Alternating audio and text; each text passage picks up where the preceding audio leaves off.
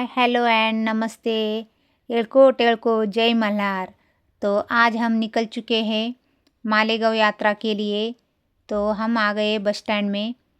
तो फाइनली हमें बस मिल गया और बस में जगह भी मिल गई। तो नांदेड़ से बहुत बसेस है, जिसको जाना है वो इजीली जा सकते हैं।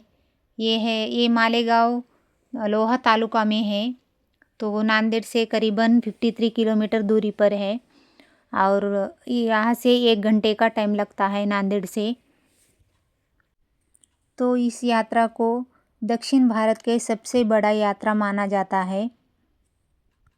महाराष्ट्र के लोक देवता भगवान खंडोबा के सम्मान में लगने वाला एक विशाल मेला है ये, जो मार्गशीर्ष वद्य चतुर्दशी को लगता है और अपने पशु बाजार के लिए जाना जाता है। यह मेला भगवान खंडोबा को समर्पित है।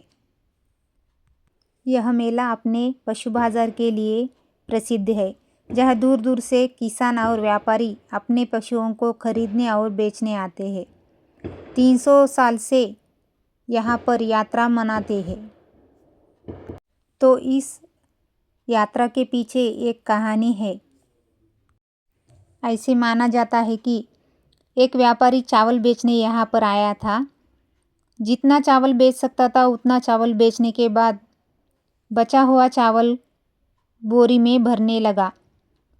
उसमें से एक बोरी का इतना वजन था, वो जगह से हिला नहीं पाया।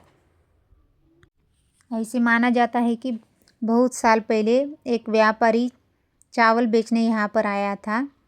जितना चावल बेच सकता था उतना चावल बेचने के बाद वो बचा हुआ चावल को बोरी में भरने लगा।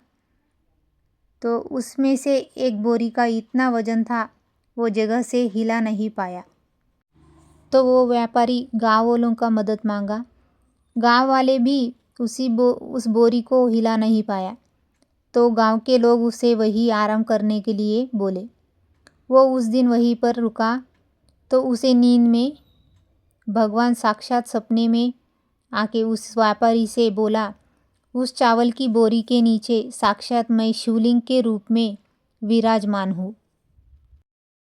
तुम उस शिवलिंग का स्थापना करके पूजा करना। तो वो चावल के व्यापारी दूसरे दिन सुबह गांव वालों की मदद से उस चावल की बोरी वहाँ से हटाए। तो उस जगह उन्हें साक्षात शिवलिंग दिखा। कालांतर से शिवलिंग खंडोबा भगवान के रूपांतर से मालेगांव यात्रा मनाया जाता है। ये घटना बहुत साल पहले हुआ था, इसीलिए हर साल मार्गशीर्ष वद्य चतुर्दशी के दिन ये यात्रा शुरू होता है। ये यात्रा दिसंबर से जनवरी के बीच में 15 दिन के लिए मनाया जाता है। उसी टाइम पे भगवान की पूजा पालकी निकालते हैं। तो आपको जाना है तो संभल के जाना, क्योंकि यह बहुत सारा रश है। तो यहाँ पे शॉपिंग करने के लिए भी बहुत सारा है, मिठाइयाँ है और जो ब्लैंकेट होते हैं ना, वो बहुत सस्ते में मिल जाता है। देखो कितना सारा पब्लिक है यहाँ पे। पाँव रखने के लिए जगह नहीं था हमें। तो यहाँ पे उतरने के बाद हमें बहुत भूख लगी थी।